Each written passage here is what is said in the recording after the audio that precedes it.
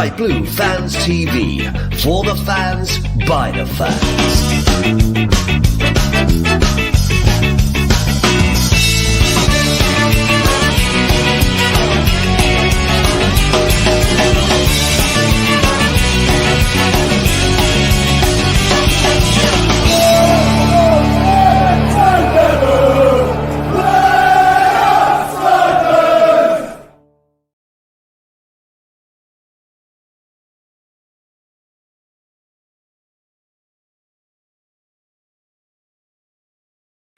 Good evening, everybody. Welcome to another edition of Sky Blue Fans TV.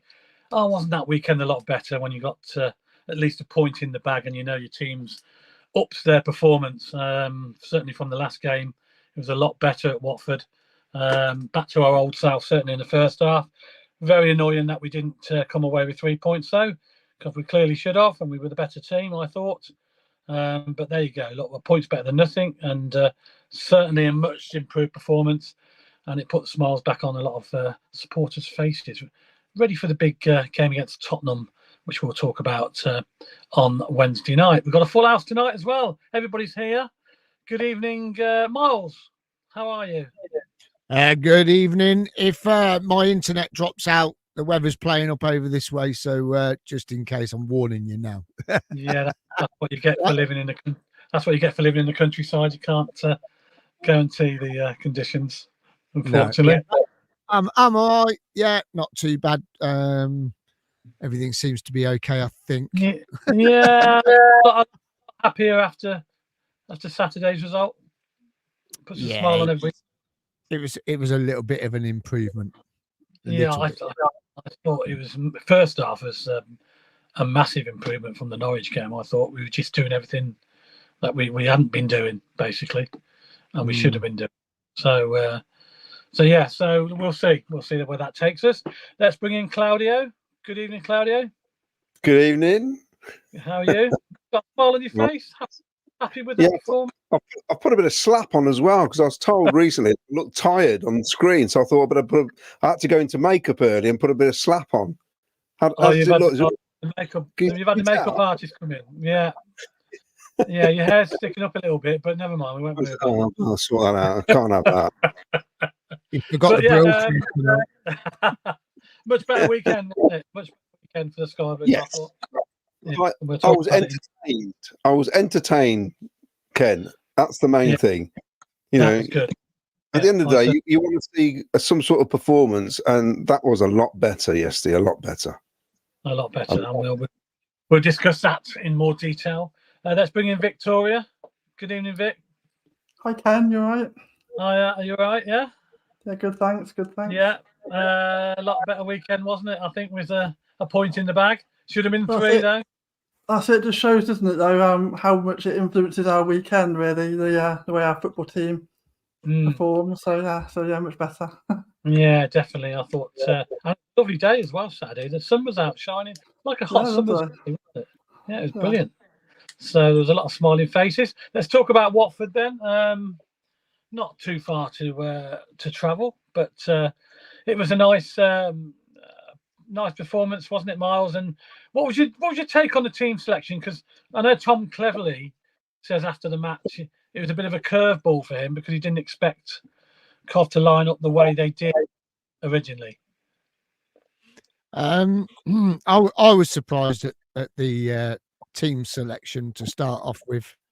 I thought De Silva over Bidwell I thought was a bit strange for me because obviously Bidwell, I know he was a little bit off it in the second half against Norwich, but I still think he's a better left back than De Silva. But De Silva proved me wrong in the first half. Anyway, I don't know what's been said over the last 2 weeks, but something was said, and the players came out all guns blazing. I mean, the team for me, if I'm not mistaken, I'm sure we set up with a back three at the start of the game, which is what funny how we said it a couple of after the Norwich game. It wouldn't surprise me if we go to a back three, and lo and behold, we started off with a back three.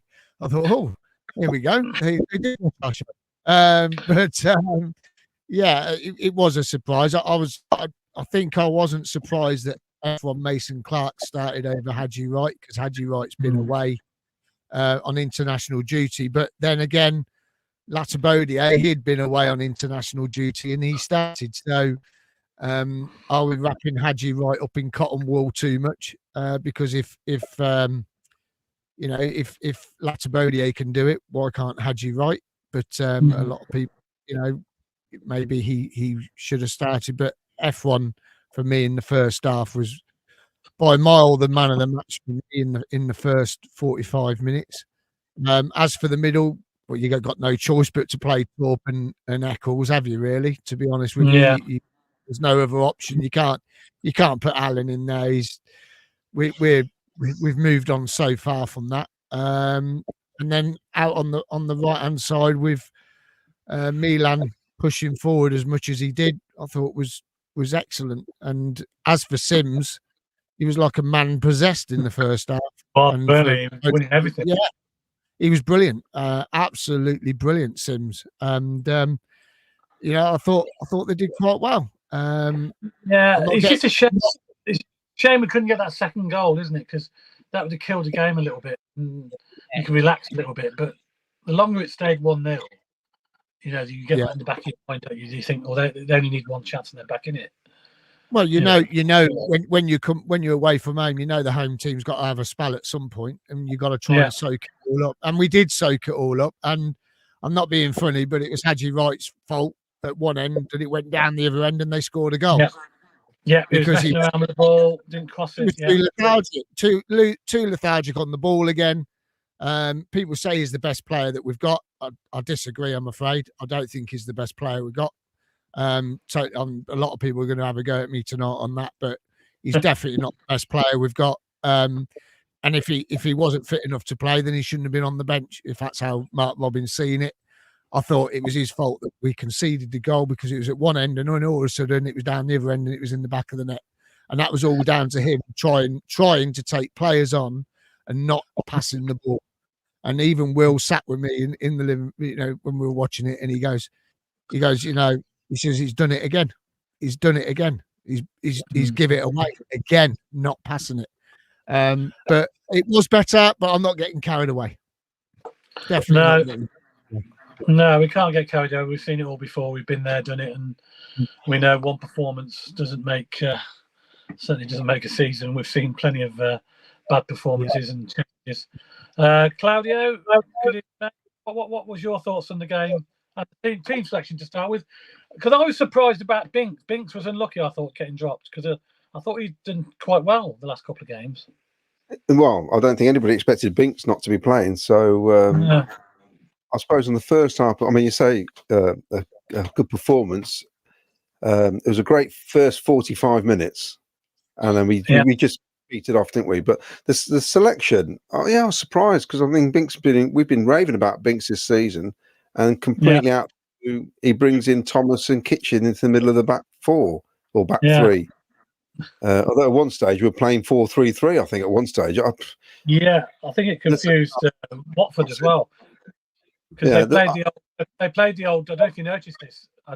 They played the old goalkeeper trick, didn't they? To go down, and I could see the bench go down, because they were that under pressure from us. They needed to regroup. So there's a big water break because they were attending to their goalkeeper, who pretended to be injured, and only simply because they were under so much pressure, and they didn't expect us to line the way we lined up. The first half we were in control. It was good. It was really good. It was exciting. Yeah. You kept going forward, but you just know that you got to get that second to score so early. Well, it's not like we scored right in the half time. So we scored so early, possibly the hardest chance of the game. I mean, I've never seen win a header in the box before and get above three defenders. So that was a great start.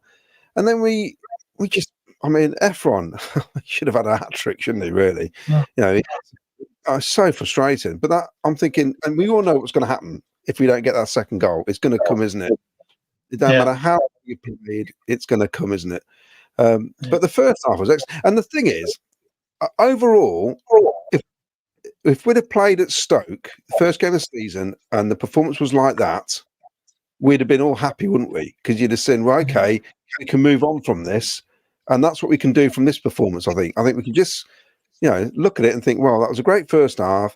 Second half, I mean, the midfield ran out of legs completely. And then I looked at the bench, he's got nothing to bring on.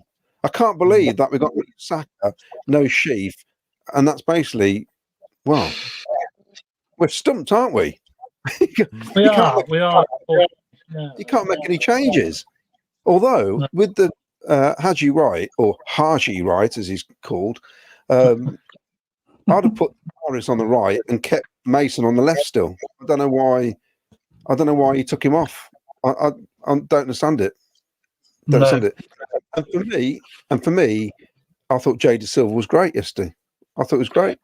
He played well yesterday. He won a lot of tackles. I thought he had a really accomplished game. That's probably one of his best games I've seen him play, to be honest. And he's not the tallest guy, in the world, but he won a lot. He won a couple of headers and he won a few good tackles as well. But the difference was that first half reminded me of the Everton friendly, where we got on the ball and we tried to get forward really quickly. There wasn't 2 or 3 passes defence to midfield. They were trying to get it forward quickly. And their 2 wide men didn't know what to do. They had to defend all first half, didn't they? They couldn't get forward. I mean, the worrying thing is, the times they did get forward, they should have scored 2 goals in the first. I mean, the first half should have been 5-2, shouldn't it, to us? Yes, definitely. We should definitely have 3 goals. If that game was 6-6, then you wouldn't complain, because it should have been 6-6. The amount of chances that both teams were missing in the end, but we should have won it on the first half alone. We should have got at half time 3-0 up. Thank you very much. You know what I mean? And you could hear in what Robbins' voice afterwards in the interview. He was so frustrated that we didn't get that second goal, didn't kill the game off, because we had so much on top. It was unreal, and I couldn't believe it. I thought, bloody hell, Watford have been playing well. They've been on a good run, Watford. Nobody expected that sort of performance, and it surprised a lot of people a lot of the fans in the crowd. They were surprised at the way we were playing, and it was brilliant. And I thought, but as you said, only we're going to come back into the game, don't you? And but the weird thing was, Bissett looked like he was going to come on. Yeah, and then he came on. That was strange. That was those last 13 minutes or so, fresh pair of legs. The injury time, I'm not sure why he didn't bring him on. But I don't know. He was warming up quite a lot warming up. He was running up and down quite a lot. So I'm very surprised he didn't come on, to be honest. Very surprised. Honestly, I thought we were going to get spanked. End of. I didn't think we were going to get anything. They'd won so many games at home. They've been playing really well. We haven't won away from home since they crucified Jesus. That was Easter. You know what I mean? We haven't, have we? going down in the car with Neil and Jack and Tyler. We weren't confident. We would have took a draw, before the kickoff. To be fair, we would have took a point. Yeah. So when you say overall, after the Norwich game, I'm happy with that. I'm very happy with that, and I think if we just build on that now, please don't go backwards against Swansea on Saturday. That's the key. We've got to keep going forward after that performance. That's what they've got to do. They've got to. Vicky, what's your on the game then? I think I agree with that with what Claudio just said. Really, I think. That was the thing in the first half, wasn't it? You're playing well, you're creating chances. Yeah. Like we've took them by surprise with an early goal with Super Sims, and I was about to say your favourite player scored again. And so you're just thinking the longer the half goes on, and you see the second half, because they're going to have time to regroup at half time. Their manager's going to have a chat with them. They're going to come out, and you're just thinking you really need that second and ideally third goal, don't you? When you're that sort of playing that well, and that was always the worry. And then it just was incredibly frustrating, I think.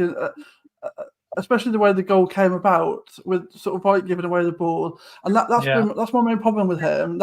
He did that against Bristol. I mean, luckily they didn't score, but he does that thing when he tries to cut it and trips over his own feet, gives away the ball, and they win it back. And he does it time and time again.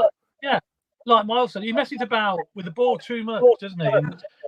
Just get the cross in, you know. Yeah, People and he had so much space to start with. Like when the ball was played across by Eccles, he had loads of space to do something with it. They go up the other end and do the exact opposite. They actually get the ball in the box and score. And it's so frustrating. So frustrating. It's such a frustrating. The thing for me is, Vic, when you just said that about he had loads of time on the ball, he had loads of time on the ball, but he stops and wait and thinks, I'll wait for some defenders to get back on me, then I can try and take them on. He doesn't. It's almost like he wants to do something fancy to look better than just be simple. Yeah, he doesn't pick up the ball. He stops. When he picks up the ball, he stops. And you're like, hold on a minute, do what F1 Mason Clark does. Get hold of the ball, turn and run. And that's what Mason Clark did. He runs with the ball. And Hadji picks up the ball and he looks around. What do I do? He doesn't know. It doesn't seem like he knows that I'm going to run with this. He stops for a couple of seconds. He just stops. And then all of a sudden, he's got defenders on him. And that's what caused the run with the flipping thing. Just go. Just run. And well, they'd already given the ball away. If he run the ball away. Sorry.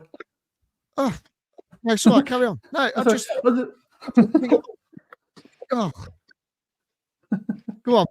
I was going to say, he gave the ball away. We win it back, play him back in again, and then he gives it away again. And you're just like, we can't afford to be like, especially when you're attacking, because everyone's going forward there, and then they're caught on the hop because they're suddenly breaking, and we're all like, oh. And so I just find it frustrating, and I think that's why I was glad that F1 came in. To be honest, I'm glad that F1. I'd like to see him get some more game time because I think he looks like an exciting prospect, and for me, that's better for the club. It's a player that we can grow. So I'd like to see him get more game time out on the left, really.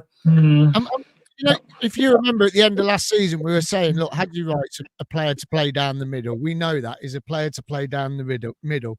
We need cover on the left-hand side. We've got Sakamoto and Milan on the right.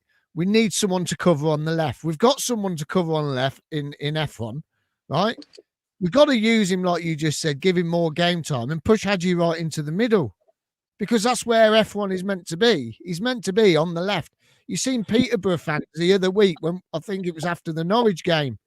They were putting on Twitter, please play F1 on the left. And we were playing him on the right. And Peterborough fans were telling us to play him on the left. Let's play him on the left. Let's play the players in their positions and let's go and push on because when you look at the league table and you look, I mean, West Brom are top of the league now. I mean, come on, have a word with ourselves. It was Sunderland, now West Brom, Blackburn are in there. And here's us going, oh, let's wait and see what happens after 10 games. We've got, seriously, look, it was much better yesterday, but it ain't good enough. Like you said, Vic and Claudio and Ken, we needed a second. We needed a third goal. You've got to take those chances. And if you ain't taking no chances, we ain't going up. And let's start playing these players in their positions because I'm telling you now, if we don't, we are going to struggle. And I had a chat with someone last night. I was doing a disco last night and a Cov fan was in there. And they were saying, oh, well, we need Ben Sheaf. I'm sorry, you can't rely on one player. You cannot rely on one player. We've got a player that's playing at the black in Latabodier that can play in midfield. Push him into midfield, put Binks back in the team. And if you're going to do it, do it. Don't dilly-dally around. You've got enough defenders to cover it. Put Latabodier in midfield if Sheaf ain't fit. Put him as a covering midfielder. Because we've got to start putting players in their right positions. Hadji Wright is not a left-sided player.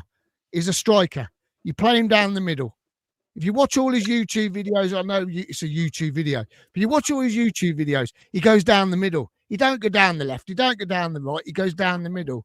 Okay, he scored a great goal against Wolves where he cut inside. That's any player can cut inside and score a goal like that. You've seen it today with Barnes for Newcastle. What a great goal that was. But the thing is, we've got to play these players in the positions. And we've got cover in midfield, but I don't know what it is. We just don't want to play Latibodia in midfield. We've got a midfielder to cover Ben Sheaf. We have it. And I know it was better yesterday. It was a lot better. But like Claudio says, we've got to move on from this. Start playing the players in their positions. Everyone's going to think I'm a right miserable git tonight, isn't they? talking to Hadji, right? He should have. How he missed that header, hit the post. He should have It scored. was behind him, though, weren't it? I know. It was a little. I mean, I don't know. I just think he should have been better. But I think the issue yesterday was Sakamoto being injured. I think that's what the problem was more than anything, because it meant Milan had to play on the right. We got no cover there either, really, because Tavares isn't a right-sided midfielder. The squad is, I think, a bit unbalanced this season. I don't know what's gone on, but it doesn't feel like the squad's got the right balance. We've got plenty of decent players, but it doesn't seem the right balance. I don't know what's going on. On the bench, and it's interesting. He only put two substitutions yesterday, which is interesting because normally he's been chucking loads of players on. But he felt like his words were he felt like he couldn't put Alan on. Well, that's ridiculous, isn't it? I thought Alan was a runner. You got three blokes in midfield who were dead on their feet. Torp was great first half, dead on his feet second half. The same with Eccles. You know, and Rudoni had been ill. Apparently, it says Rudoni has been ill all week, but he felt like he needed to keep him on. I think, well, you're just killing the bloke, then, aren't you? I don't understand that. He's either been ill or he isn't ill. You know, and you got Stubbs on the bench, so put him on for 5 minutes. Although it would have been 20 minutes, wouldn't it? Because 30 minutes. 30 minutes injury time. I just think we should have got 3 points yesterday. There's no doubt about that. I mean, the level of performance is a lot better, and that's the key. Because we've all been saying it's not so much. It's if you lose, how did you play? And if it's a bit, it's not great, is it? But no, that's right. Yeah. Yesterday that was a lot better, and but we've got to build on it. We have to build on that. It's no good playing Swans. I'm forgetting Tottenham for now because I got the impression the way Mark was talking, it could be 2 B teams out there on Wednesday night. So I don't know what squad he's going to put out, but when you look at next Saturday, that's important. We don't do very well against Swansea. It'd be nice to turn that around, wouldn't it? That's the key. Yeah, it'd be interesting Wednesday, but we'll talk about that in a second half. We've got the Tottenham podcast coming up. The guys on the podcast very shortly as well, about 8 o'clock. So we'll talk in more about that. What are the people saying out there, Claudio? We've got a load of comments. This is GLB Boxing. Evening all. Trust you are well. I think we are. Yes. Nation Radio. Evening all. Gave the ball away. Can't finish. This is from Wayne Littlewood. Evening, Wayne. I should do a drum roll for Wayne, shouldn't we? Really. Good evening. Great first half and played some good stuff. Second half was our usual self and pretty poor. We still look shaky at the back, and a good job Watford didn't have the shooting boots on. Overall, a better day and something to smile about. This is from Ralph Wiggins. Good evening, folks. A very good performance, but pity we didn't get the 3 points.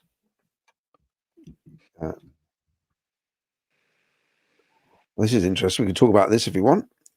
Gordon Tulliard, I can't believe some of the fans started booing Doug King.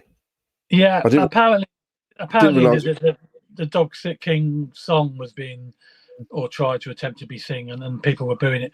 I honestly never heard it from where I was in the ground, so I don't know whether it did happen. It might have been further along. I don't know, but there was reports. There's a lot on Twitter about it, and a lot of people are talking about it on Twitter. It just seems odd.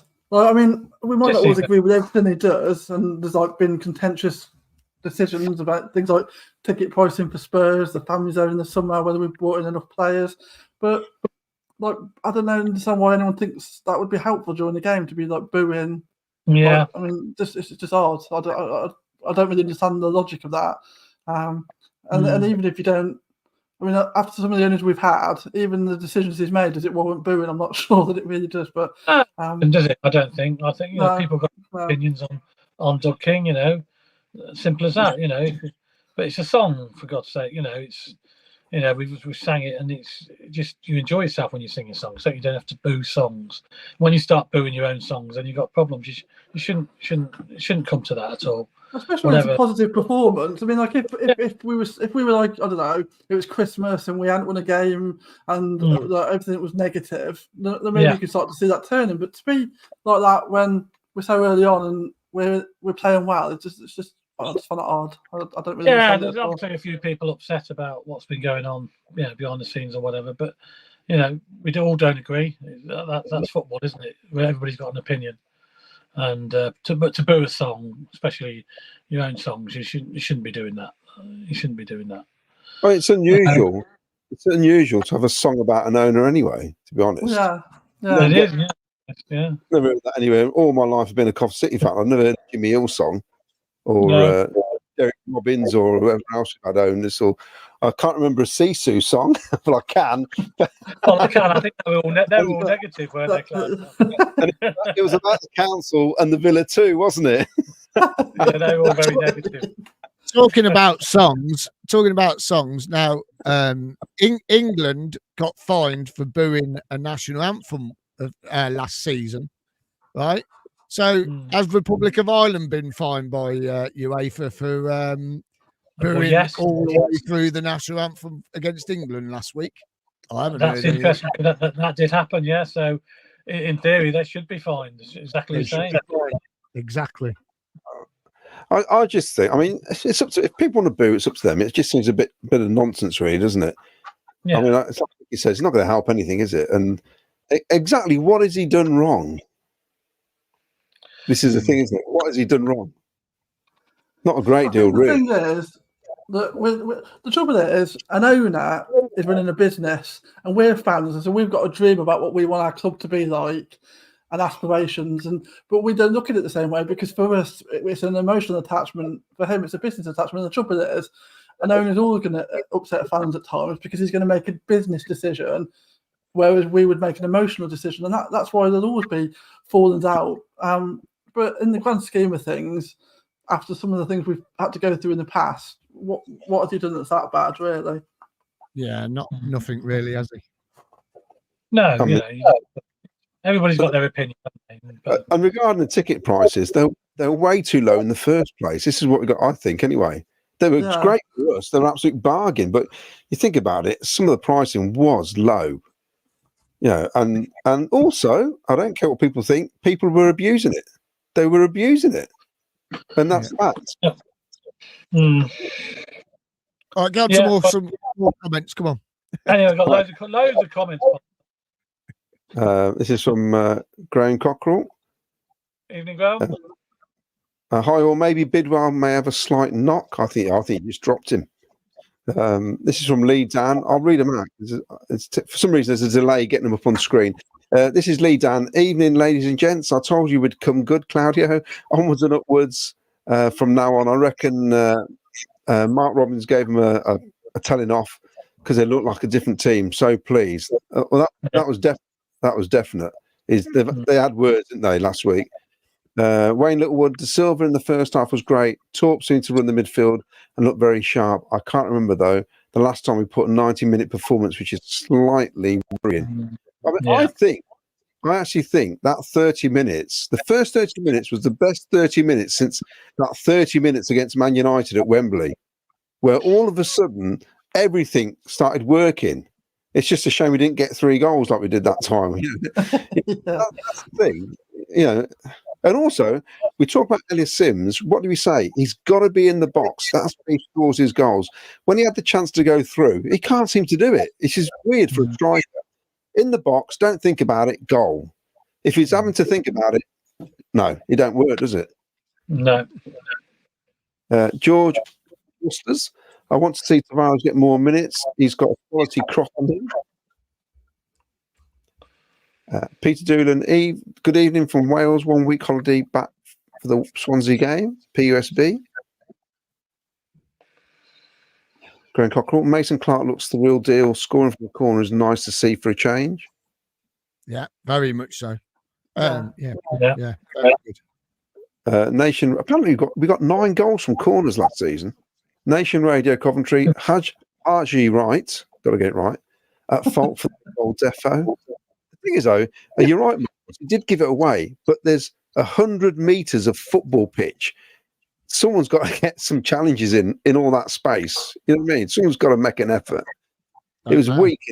It was disappointing how easily they got past Milan, really. I was surprised because he's normally good at getting back, and I thought it was weak from him, unusually. Wayne Littlewood, right is a liability, Miles. He's lazy, lethargic, and seems to have an ego of wanting everyone to bow down to him. Simply, he isn't that good. And joining evening lovelies. Oh, happy birthday, Christian. Yeah, happy birthday, happy birthday, Anne. Happy birthday. Yeah, thanks for the cake. Don't I won't forget. Good to see the goes again. Disappointing yesterday. Listened on CWR and seemed like a good first half. That was all right.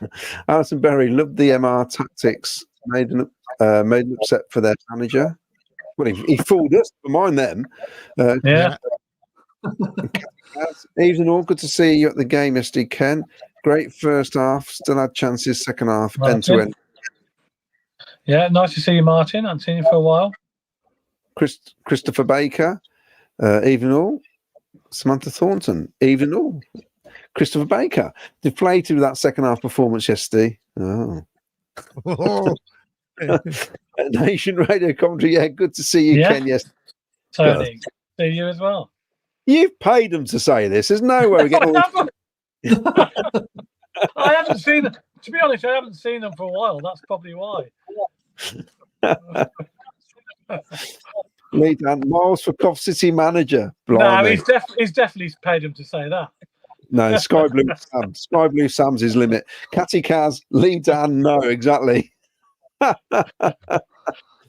Claudio number two. He's calling me a number two now. There's no need for that, surely. Wayne Littlewood, Claudio, I'm still stumped how people think our squad has depth. We are so short of players, and yes, he shows Sims off the mark, which I hope kicks him on. Paul Cutterford, why must we continue to say the squad is too small? Under 21 players creeping on the subs bench this early strikes alarms bells again. Yeah. Wayne Vaughan, NB, that's Bassett, isn't it? Should have come on. He was stripped ready to come on until the extra time of 13 minutes, then put his top back on. Yeah, it's interesting that. I thought he'd come on. Mark White, a lot better performance yesterday, which we could have won the game in the first half. Second half, how did Haji Wright hit the post instead of scoring? I could have tapped that in with my yes. I won't say that. No, well done, Whitey. I like it. I read ahead now, not like I used to do, just read it out. Nation Radio paid the price for missing chances, I'm afraid. Absolutely. At least we're talking about missing chances. Against Norwich, we did nothing. Good evening. Quite refreshing yesterday. The officials had a reasonable game. Yeah, he did, didn't he? What's his face, wasn't it? He's normally useless, that ref. Quite refreshing yesterday. The officials had a reasonable game. A bit yellow happy, but okay in the main. Just one very poor decision. Well, Anthony Taylor gave 14 yellows at the Villa game. He had more bookings than you have. Probably. Nation Radio commentary. That's why the fans were singing, "You don't know what you're doing." Oh dear. That was the penalty incident, I think. But Steve Alley, I was fearing the worst yesterday, as we don't usually come back from an international break. Well, add the nice performance and the general feeling around us over the last couple of weeks, I thought we were in for a hiding. We need to build on that performance. Yeah, agree with you, Steve. Definitely. Lee Dan, isn't Rodriguez a left-sided player? If so, who's Sakamoto's cover? That's a good point, actually, Lee. I've got no idea. You've got no idea. We haven't seen him play yet. no. Probably one of the players we never get to see play. He's a forgotten man. He could be useless as well. Yeah, like Hilsner. Was it Hilsner we signed? He never even played for us. Oh, there's. It's only what we've got a whole massive sack full of players in the last few years who weren't good enough, but we've forgotten about. We conveniently, as fans, forget about those, don't we? Yeah. Castanea is another one. Bassett was ready to come on in the 85th minute. Robbins didn't put him on in the end. Would have got 20 minutes then. Yeah. Wayne Littwood, Efron, I think will take time. We'll see much better performances from him in the second half of the season. He looks like a real baller. I like him. I think he looks powerful. Yeah. I think he'll do the business eventually. He's had 3-4 games at this level. Kenatoma Haji was saying they were using oversized goalpost uprights at Prentice. Haji was saying they were using oversized goalpost uprights apprentice. I have no idea what it means. I don't know what it means. I think you left that. Saying that he didn't score because the goalpost was too wide. Yeah, too wide. Plenty of positives. We need to kick on with the upcoming games. 3 home games before the international break. 7 to 9 points. Can you imagine what we drew? Can you imagine what it would be like if we'd have won? Yeah. Anthony Pettifo, we started well, passing quickly, one-touch football that was breaking them down. We also pressed better, winning the ball off them. If we kept that going, it would all come good. We can talk about pressing later when the Tottenham fan comes on. Keeping it going for 90 minutes. That's the key. Uprights too wide. We can't have upright. They're all the same size. No, he's joking. Oh, sorry. Seriously, it's a joke. God, you lot are too serious. I'm going on another show. I'm going to start another Cov City podcast. Like, there's already about 50 out now since we've signed all these. I'm going to start another one. Nation commentary. Doug needed to buy midfield and defender. Well, we know that. We know that. Christ almighty. And a left back. Bloody hell, Tony. Come on, get with it. It's because Tony ain't watched the show for about 6 weeks. This is a good point from Lee. We weren't missing Ben Sheaf in the first half because we were creating the chance. You know, exactly. The issue is when it's late in the game and then you can't change it. You know, that's the problem. That is the problem. That's where you miss him or somebody else to come in instead of. Samantha Thornton, after Sheaf, Haji is our best player. Let's not forget they scored 19 goals last season. Yes, debatable. No. Hold on a minute. Sim scored 19 goals as well. Yeah, he did. You're right. So how do you write? Can't be our best player. Ellis Sim's got to be our best player. And Vicky would agree with that, wouldn't you, Vic? Catty Cat. You can join my Sims fan club. Was a penalty. Ref bottled it. I don't remember that. What was that then, Ken? No, I don't think it was a penalty. I thought it was a bit of a clash of legs. I thought it'd be very harsh if he was to give the pen. From what it weren't a penalty. So when you're there, you got no replay when you're there. So I don't get a clue. No. Yeah, it was a bit of a clash of legs, I think. And I think everybody sort of, I say all the fans do, don't they? When somebody goes down in the box, they all cry for a penalty. But no, I'd be disappointed if that was given against us. Put it that way. Mark Cunningham should have won yesterday, but signs are encouraging.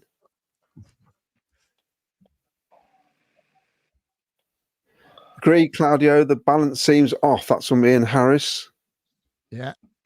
And Sakamoto injured helped confuse cleverly pre-kickoff, mix things up. Sakamoto hasn't been the same player for injured last season. Lee, why are you writing it in capitals? Sakamoto, to remember it. Remember that now. They do it on the back of the shirt, don't they, in capitals? Maybe I need to shout. Tomo, very clear from the radio interview he's going to play under 23 on Wednesday, and the subs he didn't use yesterday, but will be it be Doven or Wilson? Be Wilson in goal. Be Wilson. Yeah, I think so. In Collins, maybe. I set a play on Wednesday. Yeah, you should play. Yeah, play on Wednesday. Yeah. All them that were on the bench will probably play, won't they? Yeah. Nation Radio says Wilson will be in goal Wednesday. Yeah. Tony said it. never-ending Spurs. We must concentrate on the league and learn from last season's FA Cup run. We lost focus. Although the League Cup is over by February, isn't it? I think it's Yes. last weekend of February, isn't it? I think. Yeah. So that's yes. Sean McGonigal. I like that name, Sean McGonigal. He sounds like he should be a pop singer. Oh. Sean McGonigal. Hello, Sean. He does actually. He sounds like he could be on Westlife or. I was thinking more the Poogs. Wayne Vaughan. It did happen. What was that? Was that the penalty? No, I think that was the booing he was on about. Oh, the booing. Sorry. Yeah. Terry, was there any outcome about the whole Bassett getting ready to come on and then didn't? See, they never. I've listened back tonight on the interview, and they never mentioned that at all with Robbins. Why didn't he? No, they must have had a change of mind for some reason. Yeah. Lee Dan, fickle fans who boo our chairman who's done nothing but help the club. Yes, he doesn't get everything right, but come on. Yeah, I'm not sure what the boom would be. What's it over? The ticketing? I think it's the ticket price. I think it's a ticket price. I think so. Yeah. Here's Mark R. Is Mark Robbins? The boss has come on. Yeah. In fairness, this is what Mark Robbins says. Better than the Norwich match. We made more chances than most of the games so far. How do we rank for missed chances?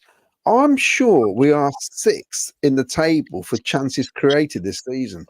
It's something bizarre like that. You wouldn't think it, would you? No.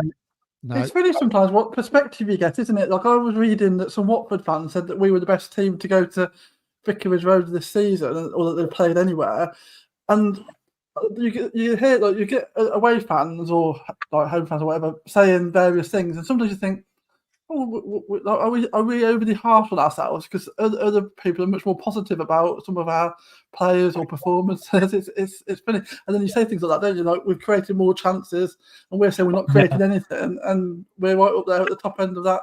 Well, it's just weird, isn't it? How we perceive things differently. Well, my mate was watching it on the telly.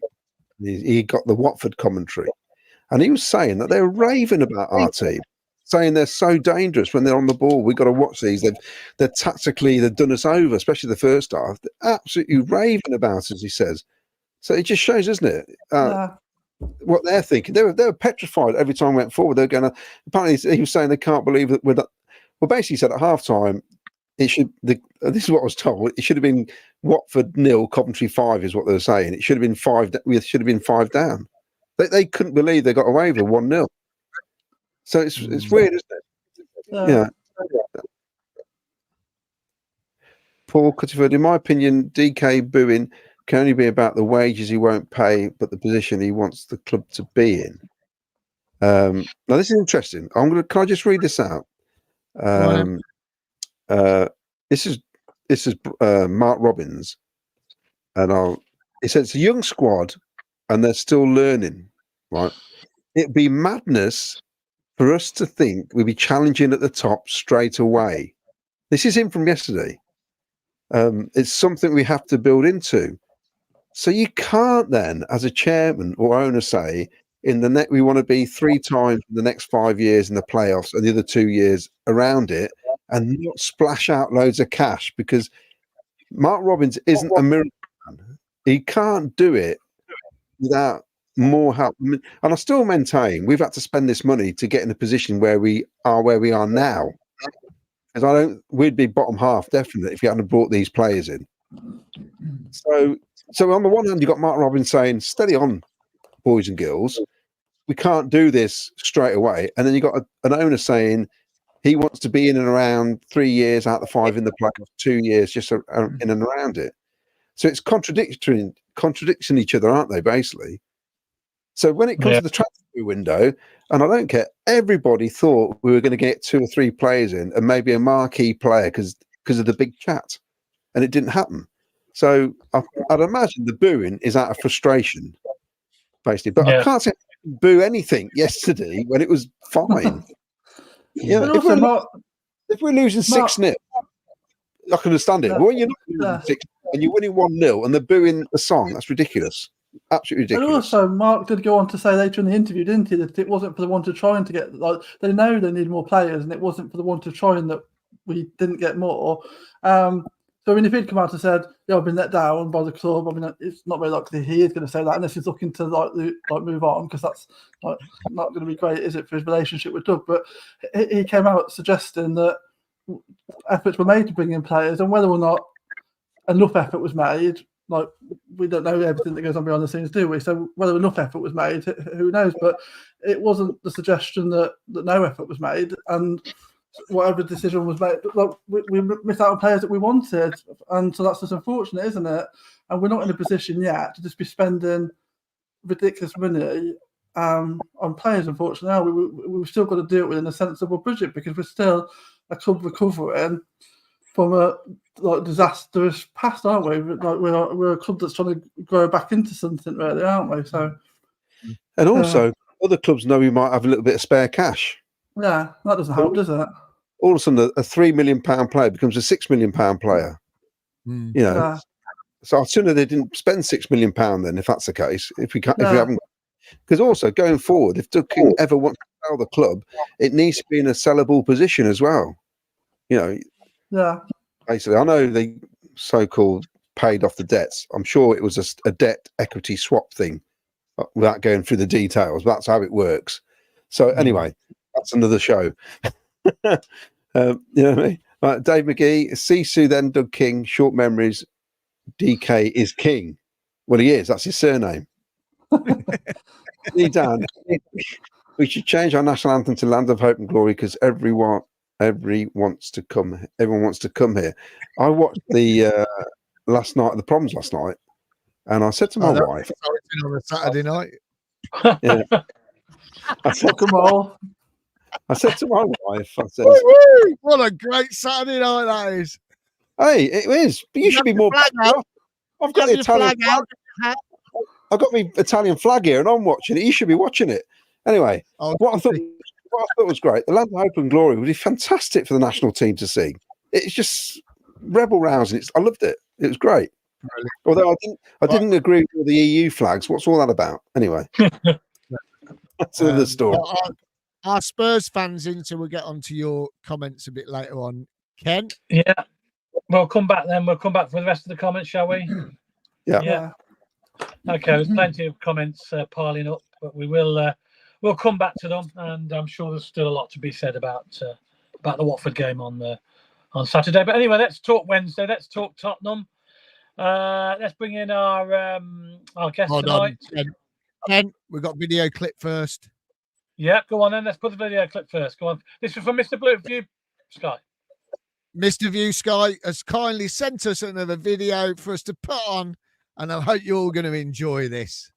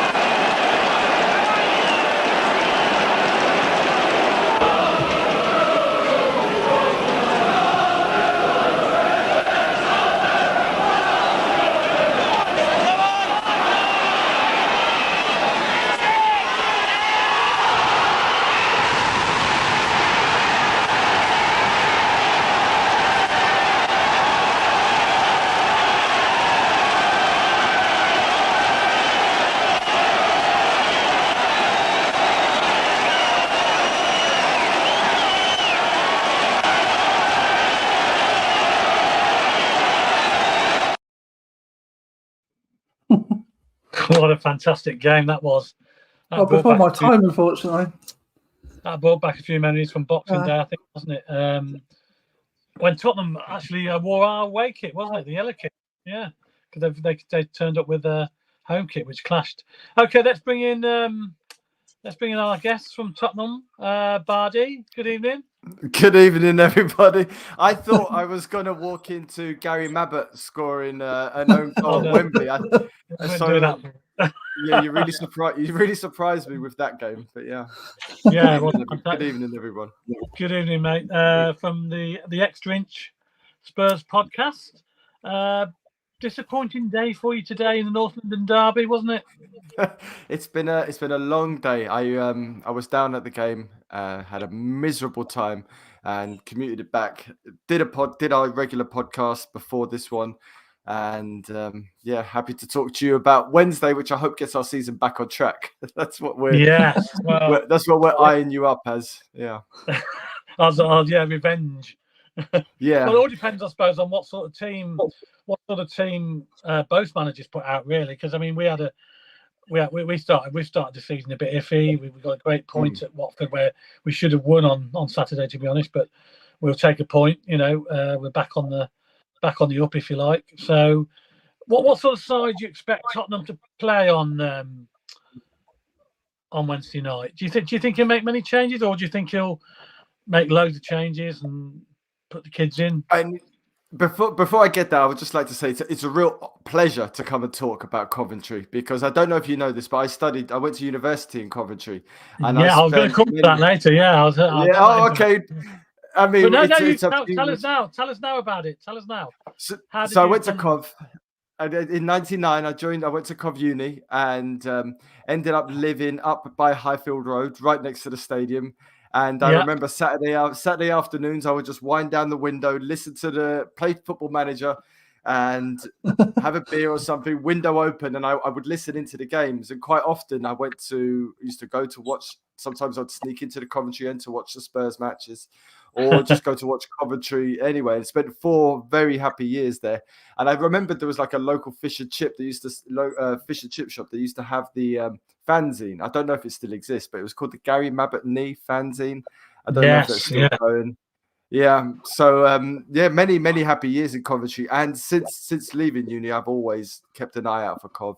Always wants you to do well. And it's I tried to get tickets for Wednesday's game, but the loyalty points were too high. But it's great to talk to you. I just wanted to say I'm a big fan of Coventry City. Yeah. Well, I mean, we seem to see a lot of goals every time the two teams play. There seems some entertaining games down the years. So hopefully we'll see plenty of goals on Wednesday night. Back to the team selection. Do you expect them to make loads of wholesale changes or just a few? I think there'll be some tactical changes in like our kind of high impact areas, perhaps in our fullbacks. So I'd expect to see Destiny swapped out for Ben Davies. I'd probably expect Pedro Porro to be swapped out for Jed Spence. Solanke needs a goal, so I'm pretty sure he'll start through the middle. We're in a kind of funny moment right now with Heung-min Son, who's not on the greatest run of form. So I think he might be kind of rested, like inverted commas rested, and Odeberg given a go. And I think we might see our young midfielders, Archie Gray and Bergville, given a go in central midfield. Maddison, I know he wants to play, but whether he'll get the chance to play, I can imagine James Maddison coming back to Cov would want to play. I think he might be rested. I think he might be rested for Bergville, but he'll definitely appear. Yeah. They'll probably come in off the bench, no more than likely. But I mean, we all seem to have a lot of goals against Tottenham. How about the new manager that's come in? Do you think he's going to do well? Because tactical wise, I mean, he got criticised in the early last season, wasn't it, when he played that game against Chelsea, when he sort of went all attack, didn't he, that time? And he forget about defending the thing. Do you rate him? I mean, do you think he's the right man for the job? The thing about Tottenham is, and I'm sure it's not just Tottenham, we seem to swing. So we go from like ultra conservative to ultra attacking. And then when that doesn't work, we'll go from ultra English to ultra foreign. And that's kind of where we've ended up now with Postecoglou. So we've gone from like Jose and Conte who are quite defensive-minded to a manager who will play a high line with just 9 players on the pitch. And it's bought him a lot of time with the fans, I think. We're on a pretty bad run of form, but the fact that his intentions to play attacking football is so good, and the fact that his demands are so attacking that he's perhaps being given a little bit longer than another manager would. Yeah, so I'm not totally sold on him, but while he remains a nice person, he's not throwing us under the bus, and his intentions are okay. I'm on board with him. Yeah, I think the jury's definitely still out with some people, but he seems a nice enough manager, and I think he'll do a good job for you. To be honest, I think he'll do well. I think. Well, he's not Jose Mourinho, and he's not Antonio Conte, who I don't know if you swear on your podcast, but they're not nice. They're not nice human beings. They can be really, they can be bad individuals. Whereas Postecoglou is very much a nice guy. He's like he likes to say, he's a mate. He's a good guy. Where's your hoping finish? What's your hoping this season? Then where do you hope to finish? Do you hope to Champions League, or are you looking higher? What do you think? I started the season hoping for 4th place and a good run in the Europa League.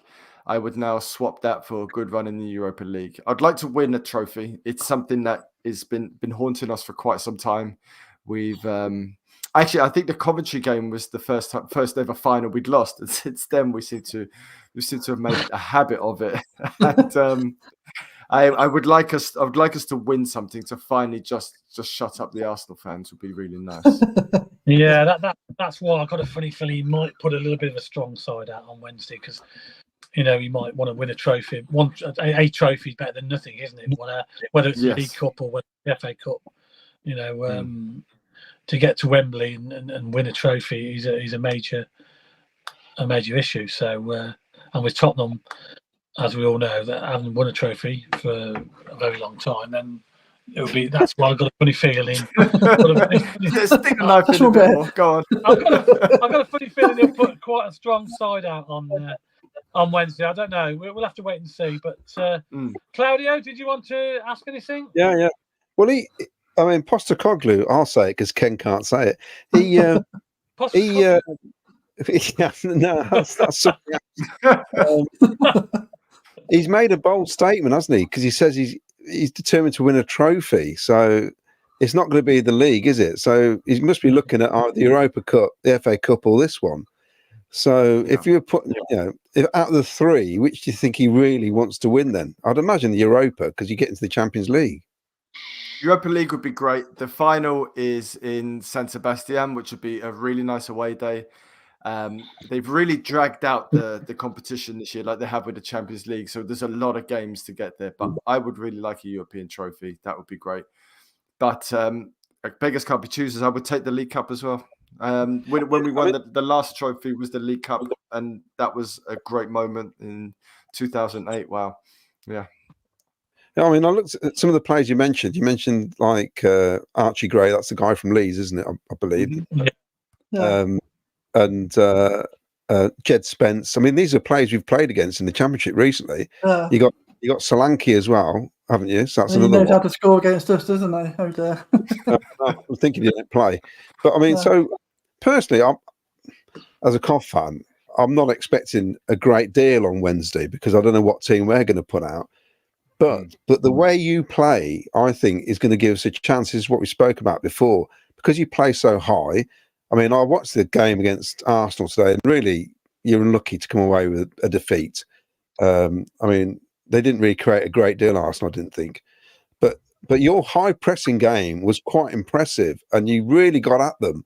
And I'm thinking, damn, if they do that against us, if we don't get the ball out, we're in trouble. We are in trouble. Yeah, and then it's down to you guys taking your chances, because as we know, we dwell on the ball, don't we? When we're pressed, we do. We run out of ideas. So, are you expecting that will be the case? That he's just going to do his usual tactic of just getting up the pitch and in your face, sort of thing? He doesn't change. He has his style. He has his style of playing, and that's the way that's the way he plays. I could tell you now, if you want to beat us, we just sit deep, allow us to have the ball, let us play in front of you, and then hit us on the counter or wait for a set piece. That's how you beat Tottenham. If you want to lose to Tottenham, try and pass out the back and attack us, and that will really play into our hands. At the moment, Arsenal today, for example, they were missing a couple of their key players, so they just sat back. They just sat back and waited, and we're just not disciplined enough. We will give every team a chance or two, and that's why we lost to Newcastle, and that's why we lost today to Arsenal, because we just offer up good quality opportunities to teams that are just patient, and that's how you beat us at the moment, and it's a bit too easy. So when you hear the term Spursy, does that really annoy you? It does annoy me a little bit, because it's almost become it's a term that's used to like say bad things about our achievements. So we've made a Champions League final, we've made multiple FA Cup semi-finals and League Cup semi-finals, but for one reason or another, it just hasn't happened.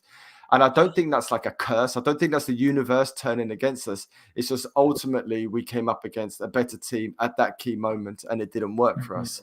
So I think it's a bit unfair, that the term Spursy. Yeah, I think it's a bit unfair, and I think it's a bit talk sport and a bit Paddy Power that they've just pinned it on us. There's plenty of teams out there who lose finals and lose semi-finals, so I think it's a bit harsh on Spurs. Yeah, it's also a term that people use about their own team, don't they? Because if we have a bad game, we've gone a bit Spursy. But you know, every supporter of every club, unless you've just turned up and decided to support Man City, we're all long-suffering Spurs, long-suffering football fans. You guys have also. I mean, you've suffered far more than I have. But every football fan, unless you support Man City or Bayern or Juventus, we suffer, and that's part and parcel of being a football fan. And yeah, it's just unfortunate that at key moments Spurs have been unable to get it over the line. Do you think, with the loss of Harry Kane, obviously this season, would that made any difference at all with the way you're playing now? Do you think if it had still been around? I mean, Harry Kane is obviously an incredible footballer who would guarantee you 25 to 30 goals. So it's almost like you don't need to consider where you're going to score goals, because Harry Kane just does that for you. And I think some of us took it for granted. I always like to say, like, a work of art. Can you imagine you're rich enough to own a work of art in your house? You just kind of walk past it every day. It's just like, perhaps your wife or your partner, they may be very beautiful, but every day you're just walking past them, and their beauty and how good they are just kind of fades away. And it's only when they're taken away you go, holy hell, that guy was sensational. And for 10 years, you needed a moment Harry Kane would just deliver. So I think that's been the hardest thing, that when we've really struggled to break a team down, Harry Kane used to just deliver. And unfortunately, he's just not there anymore. It's very sad, and it's very hurtful to watch him play for Bayern Munich. Well, especially because you've got Postecoglou, which would have been an ideal manager for Harry Kane. I mean, it's just, he'd have got loads of goals, I think, with the way, the sort of system you play. It'd been perfect. And as we know, it's hard to replace. We had Victor Gyökeres. I say that we had two players who scored over 8 last season, but it is hard to replace players who score goals. Basically. I mean, I was walking up the high road today, thinking about coming onto your channel today, and I was remembering watching Huckabee and Bellamy for you guys, and and just that period where I was watching Coventry quite regularly in the early 2000s. You had some incredible players come through, but I still don't understand how you got relegated and how you've not been back since then. But yeah, beautiful players pass through every single club. Yeah. Well, we had Robbie Keane, of course, as well. You know all about Robbie Keane, didn't we? Yeah. We got relegated, and Gordon Strachan commented on this. It was recruitment. 18 months before, we recruited badly, and it reflected a year and a half later, and we didn't have the squad when we really needed it. And I think that's what happens with a lot of clubs. You make the wrong signings, and it can easily go downhill quite quickly. But I mean, that guy you signed from Leeds, Archie Gray. To me, that's a great sign. He's a top lad. He's a really good player. That's Eddie Gray's son, isn't it? Is it Eddie Gray's grandson? I think grandson or something relation. Yeah. Jed Spence was on fire for Forest when he was on loan. I mean, he's the main reason they probably got promoted that season. But he doesn't start for you, does he? Which is So frustrating. We could do with Jed Spence and Archie Gray. Archie Gray, he looks like a really talented footballer who's showed that he can play at right back, centre back, as our kind of number 6, number 8. So he's been really good in those positions. Jed Spence joined us to a lot of fanfare because of what he did at Forest, but it didn't kind of work out for him under Conte, and it didn't work out for him under the first season of Postecoglou. Yeah. So it looks like he turned a corner, but then we left him out of our European squad. So we don't know, but I fully expect him to start against you on Wednesday. And what about Bentancur? I love, what is it? Because my second club is Juventus, so I was sad to see him, losing to Spurs, but he's a top player. Do you think he might play? Is that asking too much? I think he might play. He's suffered really badly from injuries in the last year or so. So every time he seems to get a run of form, he gets injured. But he's also playing a lot out of position at the moment. We're playing him as a holding midfielder, and his kind of quality is box to box, getting in, and he's really good in the air. I think he'll play. I'm a fan of his, but he's just a bit out of sorts at the moment for us. Yeah, I think he'll. If he plays on Wednesday, he'll be running the game as far as I'm concerned, because I think he'd be too strong for our midfield, whoever we play. And who should who should I be worried about? Yeah, I was about to say the catering.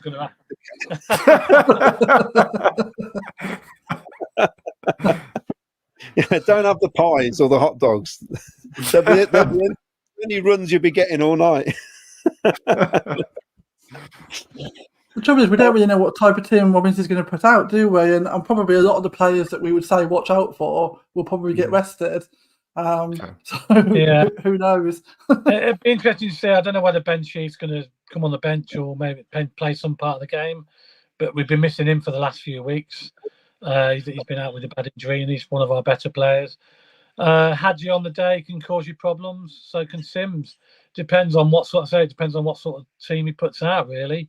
Mm-hmm. We've got the new lad Bassett, which is lively. He's probably going to prove a point. He'll probably start. But I don't know. There isn't too much to be worried about. It's whether or not we lift ourselves on the day, basically, on the night. That's the key with these games, isn't it? Mm-hmm. You saw these with Newcastle at was it Blackburn Rovers? I think I was in the cup, the FA Cup, wasn't it? And that was a game where Blackburn Rovers should have won that, and ended up in the end that bit of extra quality, Premier League quality, came through and they won it. But we've beaten Wolves away in the Cup last season, and we did this. We won 4-3 against Man United at Wembley. I don't care what anybody says. Yeah. My heart broke for you guys, because obviously I was supporting you, and my heart broke for you. That was so sad. We ain't got over it yet, I don't think. Yeah, and you see, if people would call that Spursy, but that's not. It's just football. Those things do happen. But yeah, it was very sad. It was very sad. Yeah, you need a little bit of luck, and hopefully we'll have a little bit of luck on Wednesday. But who are you? I mean, who are you concerned about? Have you seen much of Coventry this year? This season, no, I haven't. No, I haven't seen any of you so far, so that's why I was quite curious to see who I should be worried about. Yeah. Okay. Well, Bardi, we only turned up yesterday, so we haven't seen much of us either. No, you're right. We haven't kick-started. We've had a slow start. We're doing all right in the cup, though. We've had a couple of decent results against other championship teams, so but we are very hot and cold, and we do seem to take an age to get going. So the best time to play us is probably in the first 10 games of the season for some reason. Okay. Yeah. So a player like Milan, he's played well, hasn't he? And so we've got a really quality right back who gets forward, and it's definitely Premier League quality. He's one of the few players that could stay with us if we ever get up. But I think he'll probably get rested. Do you think, guys? Yeah, it depends. It's a bit hard to say what sort of team he's going to put out. It really is. But on the day, we have got dangerous players, but it's whether they all perform on the day or whether they play in the game. I think a nice touch would be Lewis Binks to play and be captain on the night. I think that'd be quite good. The expert. He's been great for us. He's a really good. And he broke into the Spurs team, didn't he? At one stage. Yeah, I don't think he made a first team. I don't remember him Oh, did making he? a first I team thought he appearance. did. No. But he's a good lad, good player. Yeah. Good. I met one of your legends once. I used to work in a pub in town, and Steve Grizovic. How's Oggy? How's he doing? Is he doing? Oh, Is Well, he he, still well, around the yeah. club? he works for a local radio station, BBC Oh, yeah. TWI. So he'll be there on Wednesday doing the commentary on the radio. So he works for them. So we do hear a lot about it. We hear from him every week, basically. Okay, absolute shovels of hands and just Yeah. his head. I remember he opened the pub I was working in. His head was huge. I was just like, no wonder no one could score past him. So it's good that I'm glad he's still doing well. How many fans are you expecting on Wednesday evening? Have you sold your allocation, which is what, 2,000, 2.5? Oh yeah, we sold. The allocation went out. It went really high on the loyalty points, so high that I couldn't get a ticket. I applied for one, so it's sold really quickly. So we'll definitely pack our end out. So because it's your first visit to the CBS, isn't it? Obviously. Yes, yeah. You've not played there before. No. There's only a few Premier clubs that have played there. There's not many. Yeah, I don't think we've played you guys for, I can't remember, 15. Long time, yeah. A long time, 15, 20 years, something like that, yeah. So the tickets went really quick. Because we had no European football last year, our away days have become so popular. So to get tickets for our away games at the moment is really difficult. So, Bardi, have you got a season ticket at Spurs? Season ticket at Spurs, yeah. Go on then, tell us how much it costs. It was just £1,100. There you go. There you go. Everybody listening. People are moaning that we pay 400. And how many points do you need that for that? For example, how many points did you need for the game, for commentary game on Wednesday? To get a restricted view, which is not something I've heard a stadium tell us as restricted view. I think was two. I'm not sure where that would be. We shouldn't have any restricted view. Oh, okay. But it's 305. 305 was the loyalty points needed, which is high, really high. Because every 4 years they come in and they take a load from you. So it was. I see. They take them off you and put them back on. So going back to every 4 years you get skimmed. Yeah. So going back to your tickets then. So what's the lowest and what's the highest in like the normal, not like executive stuff and all that and fancy directors' seats and all that. So what's the what is the ticket price in that Spurs then? So mine is one of the cheapest tickets. I'm in the Park Lane in the single tier towards the corner, and that's £1,100. But the thing about Tottenham is if I don't go, I sell my ticket and it sells within 10 minutes. So I would then, for example, I could have got 80 quid today easy for my ticket. So it's almost like you can invest in a season ticket and then sell each game throughout the season, and you make your money back and more on the season ticket. Tickets at Tottenham are gold dust at the moment, so you could easily sell your ticket. So does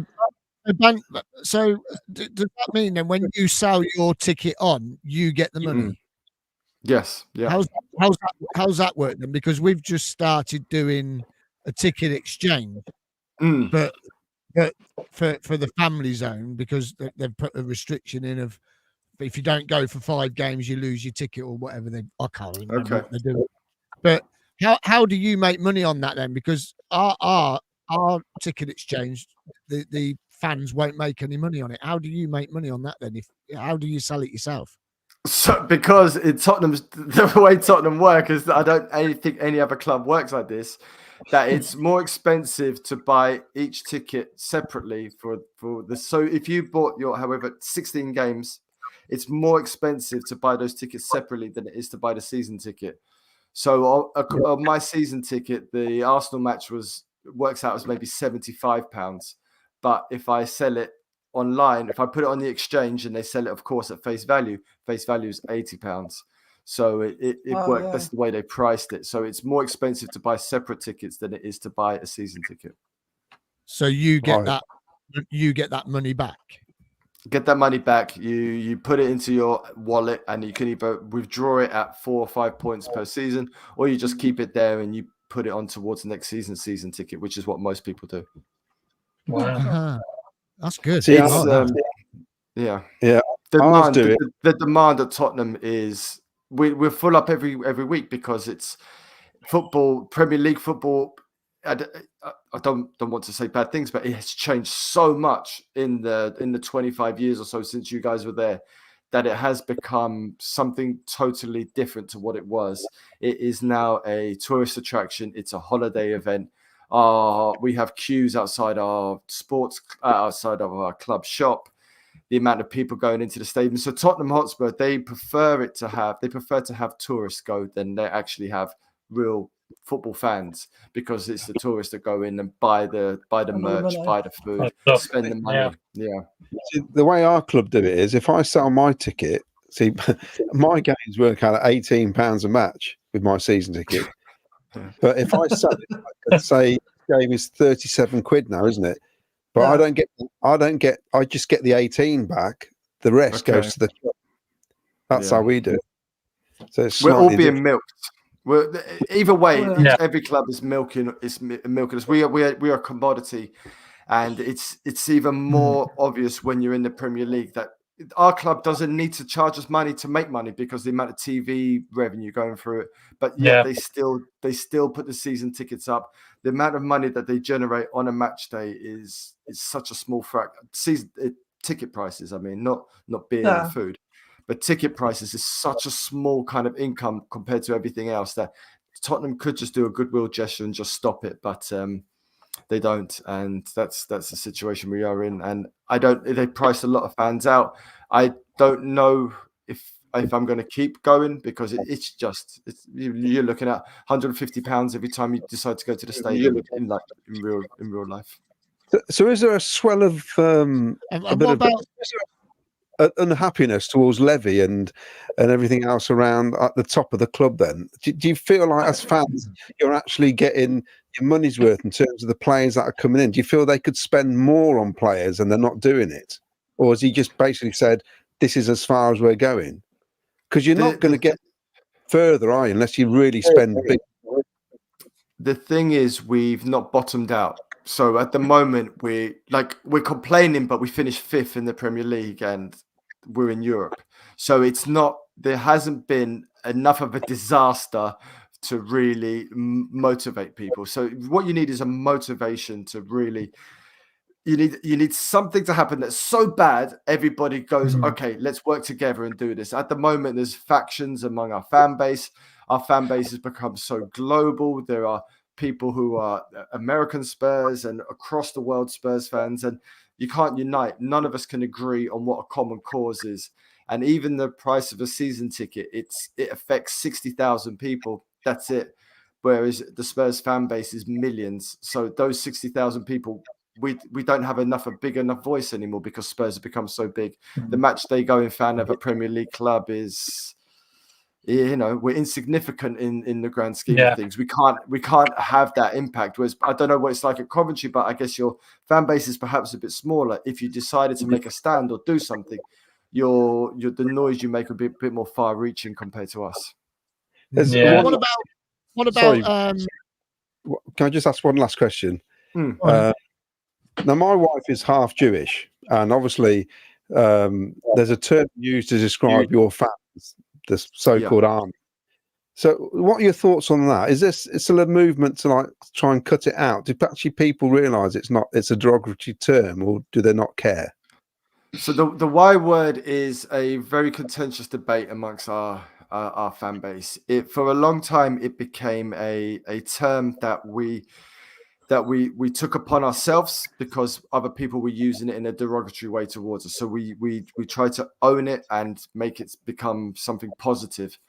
And for a long time, that seemed to work. I'm now of the belief that perhaps it's now time to let that go. I'm not obviously I will still get occasionally after a few beers and the emotion, you get swept up and you end up singing those songs. But I think it's perhaps time for Spurs to let it go. But will our fan base? I don't think so. The matchday fan base is still very much they see it as their word and they see it as a positive term. But I completely understand how people people may feel it can be an offensive term. It is the how it was created wasn't in that sense.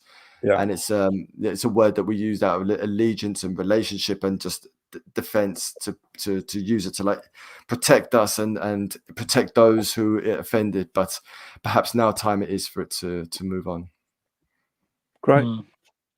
Okay. Miles, did you want to say? Yeah, one more. Sorry. Mhm. We're hoping to get to the dizzy heights of the Premier League one day. As you know, we are trying to get there. But is there still a cap on away tickets? What do you mean in terms of price? Yeah, so we heard there was a cap at one point of 30 20 quid a ticket. plenty. Yeah, 20's plenty 20. was the thing. The tickets for your game was £30 to go watch Spurs Coventry. So I think that's the new cap is 30. And what about in the Premier League though? If you were to go to Arsenal today, if it was the other way around. I think the cap's still in place. I think the cap is still in place, but So it's been a while since I've done a 20? Premier League. Yeah, it's been a while since I 20? did a Premier League ticket legitimately because it's really difficult to get them.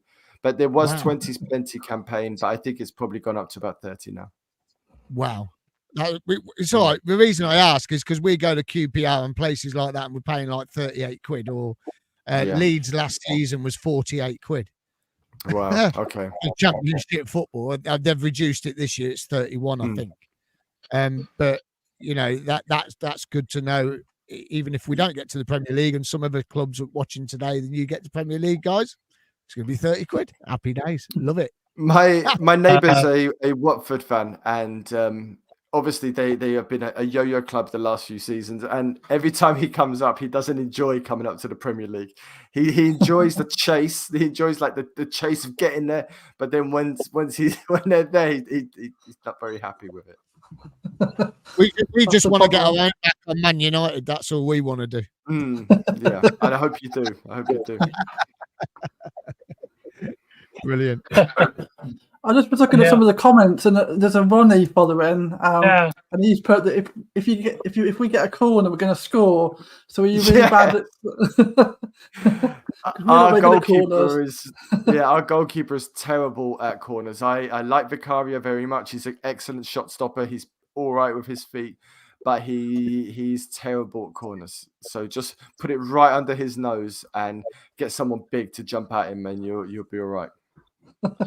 And Ronnie's also said £30 for an away ticket in the Prem. Love it. And Ronnie, who's obviously a Tottenham fan as well, £71 is the cheapest Cat A ticket. So there you go. Wow. And he's also said £109 is the most for a game ticket, a Cat A game like Arsenal, Chelsea, Man United. So there you go. I mean, it does show you that clubs seem to be taking the Mickey out of supporters, really. With shirt sales, ticket sales. There's only a certain amount of money people have got, isn't it? You know. So Spurs break down their games according to category A, B, C, D, and it's like everybody's been pushed into A, and there's so many London clubs. So like every London game is a derby. Well, it is, but it's not. I don't think us playing Fulham is a category A game, but they'll stick that in there. Forest, for example, I know Spurs and Forest. We have a bit of history between us, but I don't think that's a category B game. But we have I think maybe Ipswich and Southampton is category D, and then everybody else has been pushed up. Right. Yeah. Well, that's it's amazing, really, because I just think the higher we go, obviously, the more we're going to pay for tickets and stuff. But we just feel you're getting ripped off, don't you? Yeah. I mean, I would love Coventry to come back up. As I said right at the start, I have a great fondness for Coventry. I have great fondness for the city, great fondness for the people, great fondness for the club, and it's really nice that Spurs get to play you guys. Yeah. Cool. Well, we're all looking forward to Wednesday night. So time now to give us a score prediction then, Bardi. What do you think the score will be? I think it'll be 3-0, 3-1 to Tottenham, unfortunately. Yeah, you're going for a away victory. Okay. I think so. Okay, let's go around the panel and see then. Miles, what do you think? I think we'll get beat 2-0. 2-0, okay. Okay, Vicky? Oh, it's so hard, isn't it? I want us to win, but I just really can't see it. But I'm hoping we don't get like really heavily defeated, like just in like a 1-0 or something, so we can go away with some credit. Yeah. Okay, Claudia, you going to sit on the fence? Well, no, they've had a bit of a strange start, haven't they? To be honest, there's not been a great start. So I think, right, okay, here we go. These are stats. No. I mean, our record against Spurs isn't great, really, over the years. But in times gone by, whenever we needed a win, apart from the season we got relegated in 2001, when I knew we were going to get down, we went to Spurs. I think we lost 3 or 4-1. It was shocking, absolutely shocking. It was, and I thought, that's it, we're down, because you'd normally get a result at Spurs if you need it. Yeah. I digress. I'm going for a victory on penalties on the night. Purely because I'm in the box. I want to extend the evening. We got 4 sandwiches again. Oh no! You're in the box. Hello. I didn't realise I was out. I was on a podcast with VIPs. He's not a VIP. Someone's actually noticed. Look, Stephen was see what he wears in your box, Claudio. Yeah, I tried to get a ticket. Give me a seat in your box. Trust me, Bardi. What he wears ain't VIP. Trust me. It's like out the bloody 30s. But it's true. Spurs. We went for a couple of years where we would say you'd come to White Hart Lane towards the end of the season. You'd beat us, and those 3 points would keep you up. That was quite often that used to happen. We just always, because I always just say, because the way Tottenham played over the years, where they're always very open. If you needed a win, go to White Hart Lane. That's the place to go, because you got a chance. You know, and it's just. I mean, as a kid, I'm obviously a massive Cov fan, but I used to love watching Spurs as a kid when the days of Hoddle, Archibald, obviously Mabbott, even way back as well. They just had some great players and always were entertaining to watch. Yeah. How many goals are we going to score on penalties, Claudia? Come on, you're dragging it out. All right, I reckon. Okay, we haven't been great on penalties in the penalty shootout lately, have we? No, come on, Claudia. I reckon I'm going to do it 4-3 on penalties. Wow. All right, good luck. Okay, I'm going for a victory, believe it or not. Oh, yeah. See, I'm going for a 2-1 win in normal time. We've all had a little drink, haven't we, tonight? Yeah. I've had a long day as well. In normal time. I will say that Thursday night I got the score right, and Pete from the Watford podcast got the score right. So, well, you said I was allowed to sit on the fence, so I didn't. So I'd have gone for 1-1, but there you go. I really hope Son plays, because I love him. I think my favourite player. Love him. Absolutely fantastic player, I think. Not as good as Sakamoto.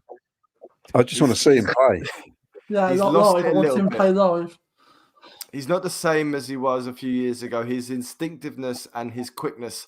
So before, Son was one of these guys that he would just switch it left or right, bang, boom, top corner. Yeah. He's lost that speed of thought and speed of feet, which I think his time as like an elite level Premier League player is probably coming to an end. And I think we'll see him slowly become a substitute for Spurs and all move on to a league which is a little bit slower, because he just doesn't have that sharpness of thought anymore. And it's a real shame when you see these great individuals start to lose it. And I think he's on his downward trajectory. Yeah. But he's still great to watch. And he's still, like, against Coventry's defenders, he might just be a class apart. Yeah. Ian Small, nice to see you yesterday, Ian, at the game. You think 3-1 Tottenham? Catty Cats reckon 3-2 Cov. Not being put in the box again, are you, Claudia? Says Anne. Yes, he is, Anne, unfortunately. Craig Robinson said the Sky Blues always raise their game against top opposition. Wolves, Man United last season. Yeah. So don't be surprised if we scrape a win. And then Cov to beat Spurs 3-2 in extra time. Says, don't think there is any extra time, is there? No, I think it depends.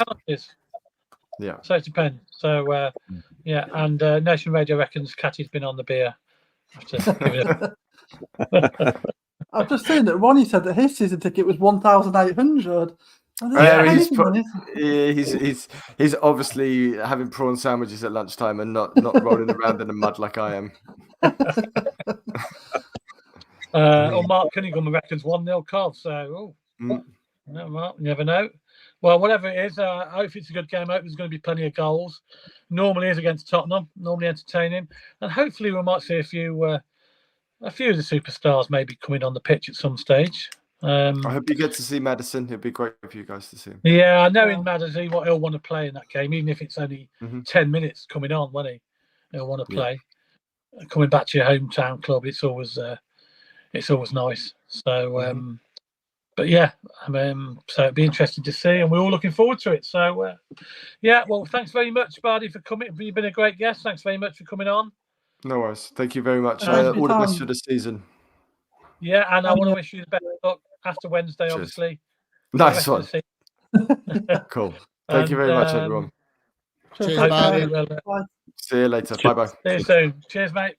See you soon in the Premier League, hopefully. Bye-bye. See ya. Well, there you go. That's Bardi from. That's a great guest from Spurs. Brilliant, and he seems to know his stuff as well, didn't he? But it shows you the prices there. I mean, we obviously moan about prices, but my God, the prices they're playing at Tottenham. Be a few heart attacks on our fans if they have to pay that sort of money. Well, also the other thing was about the sort of general grumbling through a club, and it just shows that most fan bases are probably the same, aren't they? There'll be things that all fans aren't happy about that are happening within their club. It's not just us. Yeah.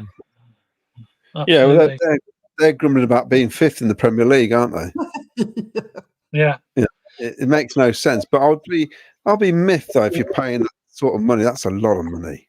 That's a lot of money to watch football. I don't care really. It's and it's not like a one-off concert. You're paying that every week for if you got 3 home games, imagine that.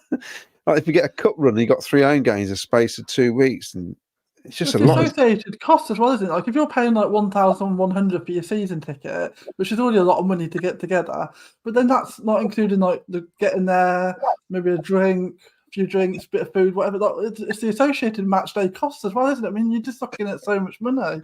A lot of money. It's a lot of money, and especially when we don't even know what sort of teams Tottenham going to put out, do we? We're all guessing really, but we're hoping to see maybe a couple of first teamers in there.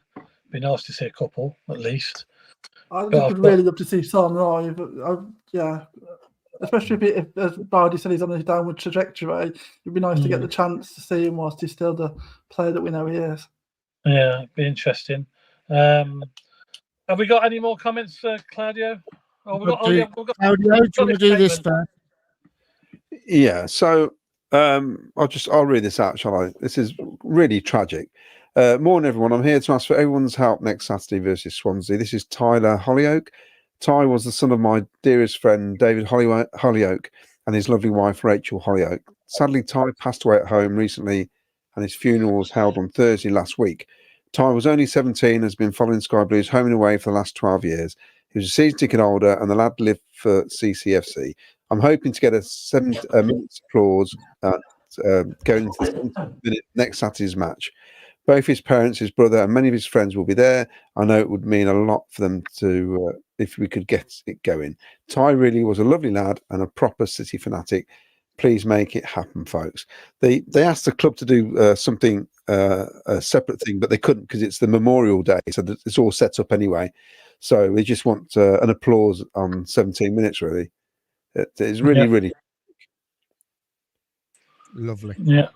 Well, hopefully we'll all join in that support for the family, and on 17 minutes we can all remember to get an applause going. I'm sure we'll put the message out on all the forums and we get behind the family and support him. We've got a few more comments. Ralph Wiggins, I just hope next Saturday against Swansea we put Tats in midfield, get Binks and Bidwell back in the team, or we could be in trouble against a good team. That's if Tats is fit. Danny S. White, 3 wins in the last 15 league and only clean sheets year, coupled with silly ticket prices, poor end to the window, and numerous backtracks, people are getting annoyed. Yesterday was much, much better, though. Mark R, there's an argument to play right more central. He weakens our left side when we defend. Look at their goal. De Silva was outnumbered at the back post, plus 2 more coming from midfield unmarked. That's another point actually about right. I mean, I feel a bit like I'm ganging up on him, but he doesn't track back either. So not only is he giving away the ball, he wouldn't have got back to support De Silva, and that's why he's outnumbered. Then that's the trouble. He'll give away the ball and then does nothing about it. So it just makes it so weak on that side. But yeah, sorry. No, you're right. Then number 8 went round Milan too easy. Silva was just walking back. Ascov 87, we seem to be getting better game by game in stages. We just have to be patient. Vicky's correct from Levan. If Milan gets a boot on that cross, it's no goal. De Silva was way out of position too. The problem is we're pushing to get a winner. So what do you do? It's difficult, isn't it? We're trying to win the game, which is what we want, isn't it? So it's difficult, isn't it? Difficult one. That's why your players have got to make the right decisions, haven't they? And that's the frustration. I don't think White made the right decision. And I suppose the criticism is that he did nothing. If the ball had gone in and then they'd defended it properly and they'd got away and then scored, we would probably feel less angry about it than the fact that we did nothing, gave the ball away and they broke and scored, doing exactly what we failed to do because we didn't get the ball into the box and they did. I suppose we do want to be pushing for a winner, don't we? But we've got to be doing that against the backdrop of, we're not a winner, like a second goal. It's against the backdrop of like protecting what we've got. So it's a difficult one, isn't it? Yeah. Mark, can you go? I still have a problem though about passing, giving the ball away. Happy birthday, Anne. Yes. Mark, what would our B team look like Wednesday? Is there many options? I don't think there is. No, I think there is. There ain't many out there at all. We'll have to wait till Doug King slips the team underneath the door. Matt Weir, even all, as a 90-minute performance, it's the best we've had so far. Still room for improvement, but EMC is getting into the right positions. Confidently will score a few this year. The thing about EMC, right? That he was crossing every time he gets the ball. He turns to go forward, or he turns to try and get a crossing, and that's what he was doing yesterday. He was getting the crosses in. There was a few crosses that came in that could have led to a goal in the first half. And he's right. Matt's right. He is getting into the right positions, and that's what's great to see. And that's the difference between him and Haji Wright. He turns and runs and tries to get the ball into the box or tries to get himself into a position to even have a shot. And that's the difference between the two players. And I believe that EMC is better at taking players on than Haji Wright. It's his build, it's his physique that players are scared of him because he's strong, he's powerful. And it's just brilliant. His crossing was great yesterday. Every time he got the ball, he tried to cross it into the box, which is what you want, isn't it? All the time. You just want it all the time. And that's the position he played for most of his games for Peterborough, wasn't it? He scored a lot of goals coming in on that left-hand side. But Haji Wright, it seems to me that Haji Wright is playing like a striker on the wing, because when he gets the ball, he wants to come inside and score, really. Yeah. He's looking to score. He's not looking to cross it. 9 times out of 10, he's looking to come in and score. You can't do that if you're playing out wide. You've got to look up. You've got to look up and you've got to pass the ball. And you have to pass the ball. That's our issue, isn't it? Because I still think he'd be good. Just because he's played out wide and he got a load of goals doesn't mean he's a left winger.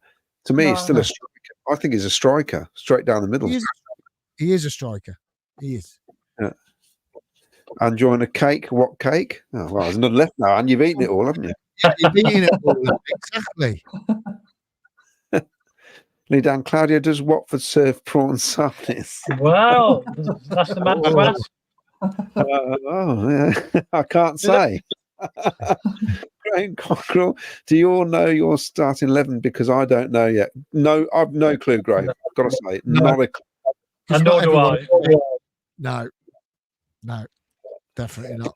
I'm not sure if Mark Robbins even knows, to be honest, at the moment. Wayne Littlewood, what are your thoughts on MR saying doesn't get involved with transfers and players coming in, etc.?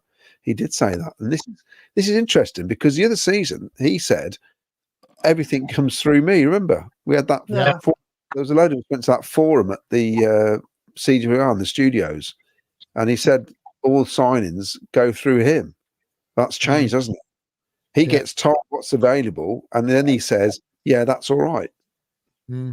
Yeah, I suppose it depends how it works. Like if he says this is what I really need, and then they go away and look for it and come back, and he says yes or no, then I'm fine with that. I mean, there's only so much he needs to be involved in. But if we're just signing a player saying here you go, and he's like, well, that's not what I needed or wanted. There's two different ways that can be played out, can't it? It depends how we're actually doing that, as to how big a deal it really is. Yeah.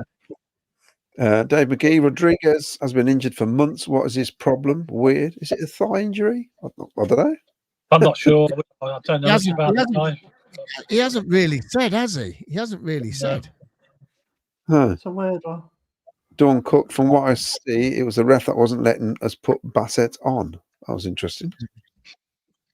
Yeah, he was stood on the sidelines for ages, weren't he? Yeah. Ian Small, hi guys, much better, but 2 points lost. We all agree there, Ian. I think you're right. Yeah. Picture of Ian with Reece and Reece's daughter yesterday at the ground. Yeah, nice to see you yesterday. Yeah. Kenatoma, Milan's second best player after Sheaf. I'll tell you what, Milan would be perfect for Tottenham. He looks like a Tottenham player to me. That's 87, the master plan. Nation Radio, see then given. He's on about the penalty. Oh, the penalty. Yeah, Reece, yeah. Wright has the talent, but his attitude is wrong and doesn't work hard enough. People who criticise Eccles, but he runs himself into the ground every game. Good to see you, Ken Yesty. This is ridiculous. Good to see you, Reece. It's nice Have you to got like a Ken fan club? Yes, I'd seen to Too many people are happy to see you. This can't be right. Terry Evans would like to see some more cross-drilled lower cross the box for Sims to poach. Wouldn't we all? Yeah. We want get the ball in the box. Ascov 87. Robbins is the man with the master plan. Gotcha. He is, yes. The capitals was predicted text. Okay, I'll let you off, Lee. Well, it did help. I can read it easier. Craig Robinson from Sky Blue Fans Forum. Are we missing a player like O'Hare to push the team forward? Is Ruddy up to the same job? I thought Rodoni played wisely, but he was out wide, wasn't he? I think it was fine. He was unlucky with that chance at the end as well. At no point in that first half did I think, oh, we're missing Hamer, we're missing O'Hare, we're missing Gyökeres. It was fine. It was absolutely great. You know, I love Sims' attitude yesterday. His attitude from kickoff was amazing. And the early goal helps as well, doesn't it? As well, it does help. Yeah. Mark Cunningham, refs have to crack down on goalkeepers going down for no reason. Yeah, I didn't like that. It was a bit of the Wolves situation. Remember last year when Wolves did it with the iPad and stuff like that? But he went down. They were clearly getting the rattled the way they were playing in the first half. They were all over the shop. The keeper went down. He got told to go down, injured. He wasn't injured. And then we all had a drinks break because it was a hot day. And obviously they reshaped it a little bit and managed to sort of claw their way back in the game a little bit. But no, it was wrong the way it did. And there's nothing you can do about it. Unfortunately, if the keeper goes down, the referee has to stop the game and he can't leave the pitch. He can't go off the pitch. He's got to get treated on the pitch. Anthony Pettifer, when a keeper fakes injury, do we think another player should go off from the team for 30 seconds? Well, basically, I think they should because he's no different to any other player. I don't care if it's a keeper. If that's in the first half, he's got to go off. So who do you put in goal then? Well, they don't go down, do they? No, that's right. They won't go down. No, they won't go down then, will they? So or a player has to go off for 30 seconds. I think it's only fair. Yeah. Dave McGee, where 6 in statistics, it's true. Need to be clinical, will be top. So, Thornton, what's your view on the current coaching setup at the club? Can I say, here we go. Right, I just want to say, now, back me up on this one who thinks the same. Yesterday, Mark Robins was in his technical area all game. There was no assistant coaches. There was no other coaches in that box, apart from when there was an injury, they came out to call. You've seen Botan calling one of the players down to get changed to come onto the pitch. I'll state my case. What I said last week, there was too many people in the technical area. This weekend, it's a better performance because Mark Robins was in the technical area all game on his own. Boom. Yeah, you don't need. You just need to be mic'd up to people. You don't need to be. No. It was ridiculous against Norwich. There's too much going on. Ian Small reckons he got more coaches than Harry Shaw. So I don't we probably have now, actually, because Harry Shaw, they don't run many coaches. No, they don't, to be honest. Well, that was a funny comment. But you see the difference, though. I'm telling you now, that was what it was yesterday. Mark Robins was in charge yesterday. He was in charge of that team yesterday. Yeah. There was no one else giving the instructions, and that's how it should be. That's how it should be. Alison Berry, Watford fans by me were not happy with what they were seeing first half. I didn't hear. All I heard, we didn't sing Twist and Shout yesterday, did we? No, we didn't actually. No. Don't know the words. Can't remember hearing it. No. Someone wrote earlier the fans singing Doug King only sells players rather than brings in. I don't fully agree. We've got rid of quite a few. Maybe they're referring to KP going so late. No, we have signed. Just nonsense. The thing is, he's brought in players from the money we've got from players that we sold who was brought in from Sisu days. That we can't deny. End of. Yeah. Somebody put on Twitter earlier that because there's obviously been a lot of chat about the Bruin and what it was, and so people are saying different things. And there was a post where somebody said their problem was that Doug King had said we're no longer be a selling club, and then the minute that we had an offer on Vic and Heyman, we just sold them. And I don't know whether fans have got some strange perception about that, because both of them wanted to leave. Both of them had had offers earlier, and Doug King held out for more than a lot of fans said would get, especially for Vic, didn't they? So unlike in sort of years gone by, where as soon as anyone showed any interest in any of those players, they'd have been off for like £5 and a packet of crisps. We got decent money for two players that wanted out, and then spent that money to build a squad. So I don't know what this weird perception that we're just like letting players go at the first opportunities come from, really. But that seems to be part of what the issue is. Vicky, every club sells. Every club sells. Well, that's it. Unless you're like Man City. I mean, even Man City actually do, don't they? But unless you are, there's a price for every player, and they move on. You have to just do the best you can. And the difference being that we now do so well because we've got money. Like whereas before we were just letting players go for nothing, weren't we? Well, you're right there, Vic. You imagine if Sisu was still in charge, they probably would have let Vic go for $5 million. Yeah. And Hamer for $3 million. So they would have took the first offer, wouldn't they? Yeah, I think Sisu with Sisu they'd have sold for a price that would have been enough to cover wherever they wanted to cover. Whereas he has sold players for a price that has got us the ability to buy more players, and that's the big difference. Yeah. But Mark Robins said he's even come out and said he knew Hamer and Vic were going before they even got on the coach to go to the playoff final. Yeah. So he knew they were going anyway. They were going, no matter what, they were going. And if rumours are true, Hamer was going to Leeds for $9 million. And he ended up coming down the M1 to Sheffield United and paying $15 million.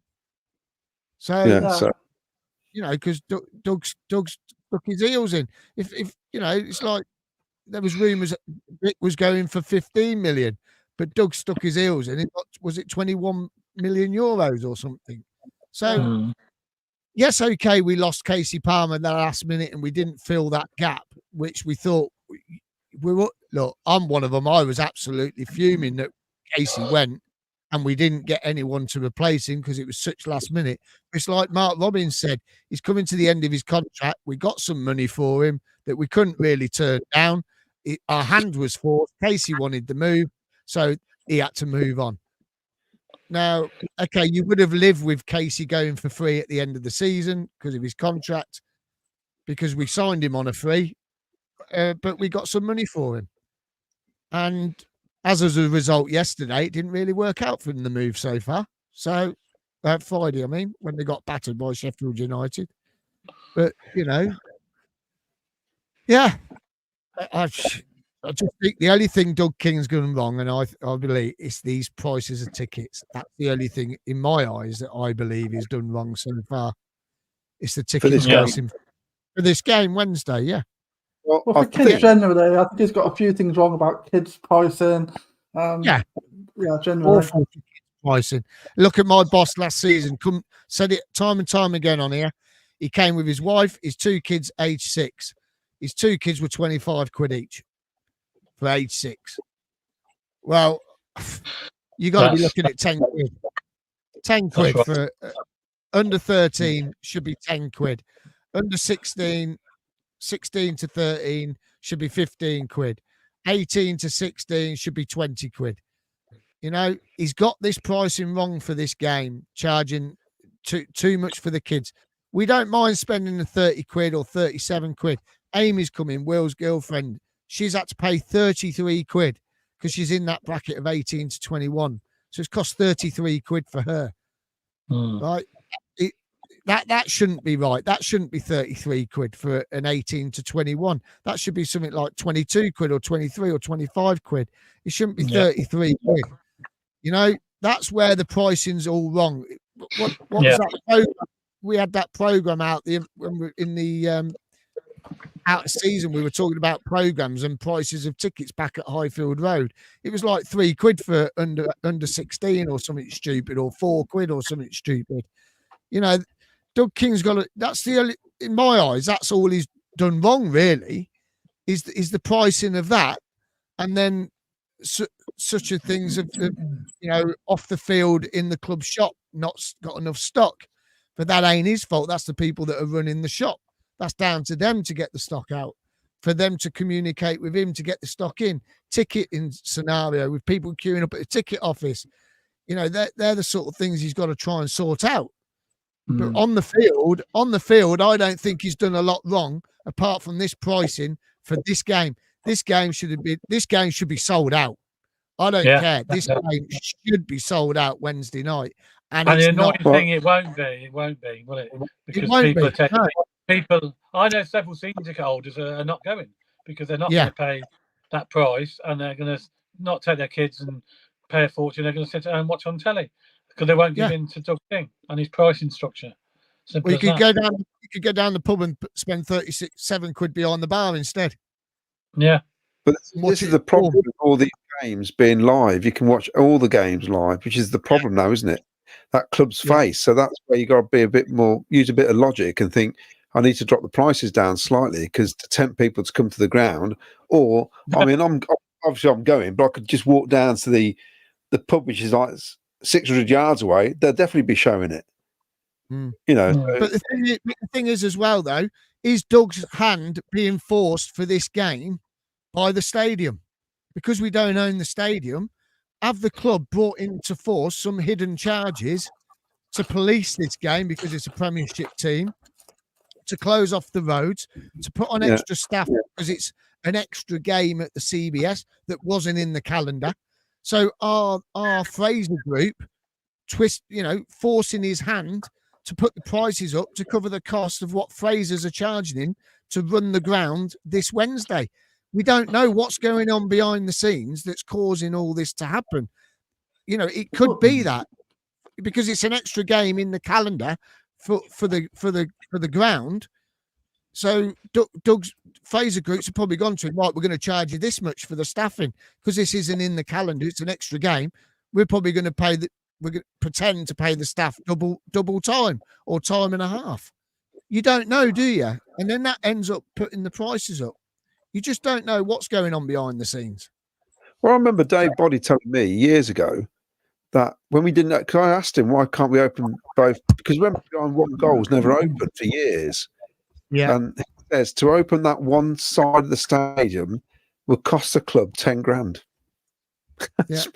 It's bonkers, isn't it? It's absolutely bonkers. Because of the extra security, extra stewards. Everything. The staff, you need more staff. You need, the eateries, everything. You got to pay these people. So it's about 10,000 to open that one end. Operating costs. You think, well, there you go. Then we've now got a ground that's open all the way around. So I can understand that more. So it'd be interesting. I mean, we're on Thursday night, and we can talk. I mean, we might be quietly surprised for a week, and it might be better than we're expecting. Well, I've just had a look, and it don't look very good. I can never tell by that. I still think it'd be close to 20,000. I still think it will be. Yeah, I think it'll probably be over 20,000, but it's just annoying because it doesn't look very good on TV when it's live on TV. I don't care about what it looks like, Ken. I know, but it doesn't look good as a club. They think, you can't sell your tickets, blah blah blah. Well, we can sell our tickets, but at the right price we can. But it's obviously they don't know what the price, that we've been priced out of it. If you see what I mean. But that's a disappointing thing for me, because I just think it should have been a sellout. It should easily have been a sellout, no problem. £20 and £10 would have been fine. And the more kids you get up there, they're going to spend money in the club shop. They're going to spend merchandise and stuff like that. So the club will get their money back, no problem. So, I don't think they're going to lose on it. But there you go. That's Doug for you, isn't it? We don't know how he's thinking. We don't know how he's thinking. Right, so we're just about to wrap up. I mean, it's nearly 9:30 already. Doesn't time fly? And we haven't even got through the comments. Any more comments that we need to have a look at urgently, or it's about right? Is it? Well, there's loads of comments, but we'll be here till midnight. Yeah, we will be. We will be. I'm just going to say, I'll just say I agree with all the comments. Well, look, we appreciate everybody that makes a comment. We appreciate it. We don't always have the time to read them all out, unfortunately, because we've got so much going on, so much to talk about. But we do try and get to as many as possible, and we do appreciate you making your comments and listening and watching. We do really appreciate that. And we will be back on Thursday, Miles. What's happening Thursday? Well, Thursday we'll have Spot the Ball. Yeah. We'll have a Swansea fan on, and we've got a fan who's coming on who's been on before. We won't say who he's just yet, who has bought a mascot package for the Spurs game, and we're going to get their take from both of them, their child and the adult, on their experience being a mascot for the day. And there's also there's one other guest as well. Oh yes, yes, special guest. How did I forget about that? Yes. We'll just wait for him. Shall we just introduce him on the night? I think. No, we'll do it now. I need to put a few ground rules down first. So I've got to put a few ground rules down, everybody. I just want to say we do have Dave Bardi joining us on Thursday night, and he's coming on as a fan. So like the fans come on in, we have our say and everything else. He's coming on as a fan. So please be kind with the questions. If you've got any questions for him, we'll handpick them out. He's going to come on as a fan of Coventry City, and he's just going to be one of us. So that's the ground rules. That's all I'm going to say. So Dave Bardi will be joining us on Thursday night as well. So it's going to be a packed out show. Vicky's had to go, I'm afraid. She's just put in the private chat. She's had to go. She hasn't been out all weekend. She's been drinking cider and eating sausages. Thanks, Vic. But yeah, so please be kind on Thursday night. Dave Bardi will be here with us all. Yeah, looking forward to that. I'm sure it'll be interesting to get his views as a fan. Me and Ken are on CWR tomorrow night on the fan cast. Saturday, Monday night, we're off to the BBC studios, me and Claudio, for if you're sick of hearing us, if you want to hear more of us, you can tune into BBC CWR tomorrow between 6 and 7, is it? Yes. Better be, yeah. Everyone who's watching now, text in tomorrow night and give them some grief, please. You're just there the same. I hope you're going to plug the show tomorrow night, guys. I will do, yeah. We'll try Every and mention sentence. it on stage. Every sentence. But, If we're allowed. I'll speak to Dave Bardi on Wednesday night as well when we're in the box. Yeah, Claudio's probably he'll probably speak to Dave before us. So Paul Cuttyford's coming. He says, "So how long will the show be on Thursday? Probably about 5 hours." Paul, be interesting. I'm exhausted. Alison Berry says, "Can she get CWI in Bristol?" Yes, she Yeah, can. on If you BBC go Sound. BBC Sound, so go on BBC Sounds on your phone or on your TV, and you'll get it. There you go. Yeah, will be very interesting on Thursday night, I'm sure. But if you still want parking for Wednesday, go to Big Parking and book in for your parking at Coventry City. Also for Saturday. Any home games, there's all secure parking available if you go to Big Parking, and they'll sort you out with any parking, home and away. Actually, we had some great parking at Watford on Saturday. Very secure locations. They're all stewarded as well, so your car's very safe in any one of their allocated venues. So look forward to that. Wayne Littlewood just says, "Top show, chaps." Thank you very much, Wayne.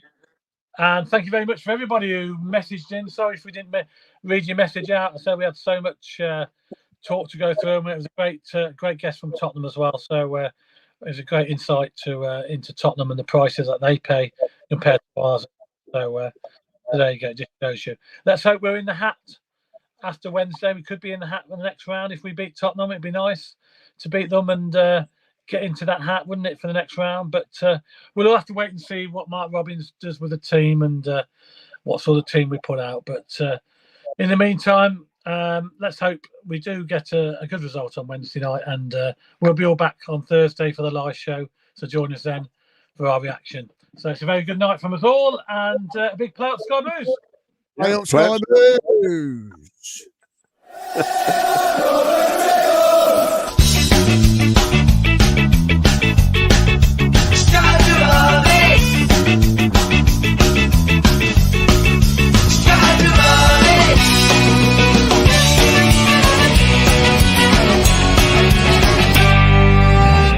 Sky Blue Fans TV, for the fans, by the fans.